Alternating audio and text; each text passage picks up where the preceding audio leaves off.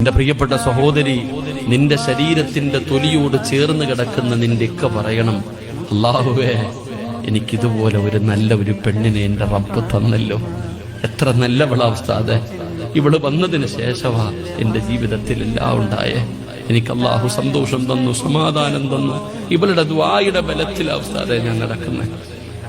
ഒരു ഭർത്താക്കന്മാര് പറയാറുണ്ടോ, ഇവളുടെ ദുആന്റെ ബർക്കത്തിലാ ഉസ്താദേ ഞാൻ നടക്കണേ. ഞാൻ എങ്ങനെയുള്ളവനാണെങ്കിലും ഇവളുടെ ദുആ മതി, എന്റെ ധൈര്യം എന്റെ ഭാര്യയുടെ ദുആയാ. ചില ഭാര്യമാർ പറയാറുണ്ട്, എന്റെ ഇക്ക ഉസ്താദേ, ഞാൻ നല്ലപോലെ ഒന്നും നിസ്കരിച്ചില്ലെങ്കിലും എന്റെ ഇക്ക അള്ളാനെ പേടിയുള്ളവനാ.